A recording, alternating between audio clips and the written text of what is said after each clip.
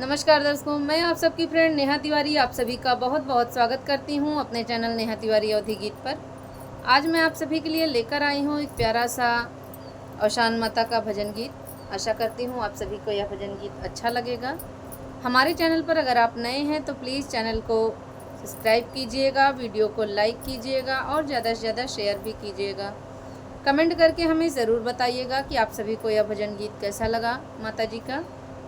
आइए प्रस्तुत करते हैं माता जी का यह भजन गीत।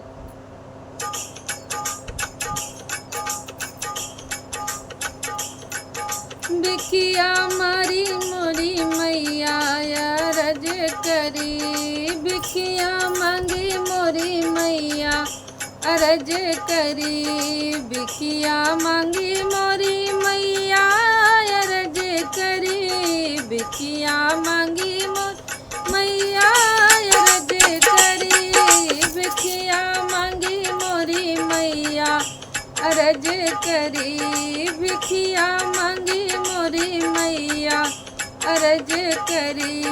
पियवक दिहु मैया लंबी उमरिया, पियवक दिहु मैया लंबी उमरिया, लंबी उमरिया हो लंबी उमरिया, जुग जुग जिए मोरा बिरनाया रज करी, जुग जुग जिए मोरा बिरना अरज करी, नहीं हर जिए मोरा बिरना अरज करी, बिखिया मांगी मोरी मैया अरज करी, बिखिया मांगी मोरी मैया अरज करी, बिखिया मांगी मोरी मैया अरज करी, बिखिया मांगी मोरी मैया अरज करी, बिखिया मांगी मोरी मैया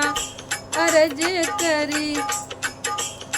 ससुर में दिहु मैया धन दौलतिया, ससुर में दिहु मैया धन दौलतिया, धन दौलतिया हो धन दौलतिया, नैहर बिरन की कमैया अरज करी, नैहर बिरन की कमैया अरज करी, बिखिया मांगू मोरी मैया अरज करी, बिखिया मांगी मोरी मैया अरज करी। ससुर में खुश रहे आप तो हिया, ससुर में खुश रहे बिटिया पतोहिया, बिटिया पतोहिया हो बिटिया पतोहिया, नैहर बहन भौजैया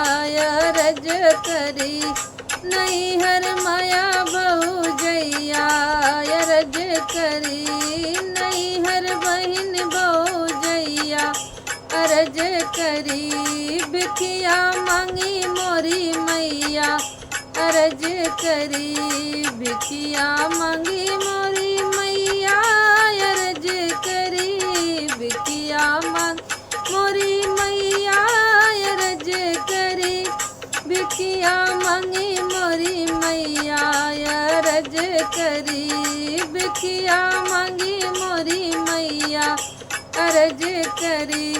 ससुरे हरि लिहु मैया दुख विपतिया, ससुर में हरू मैया दुखवा विपतिया, दुखवा विपतिया हो दुखवा विपतिया, नैहर होई ना दवैया अरज करी, नैहर होई ना दवैया अरज करी, बिखिया मांगू मोरी मैया अरज करी, बिखिया मांगू मोरी मैया अरज करी, बिखिया मांगू मोरी मैया अरज करी, बिखिया मांगू मोरी मैया अरज करी, बिखिया मांगू मोरी मैया अरज करी, बिखिया मांगू मोरी मैया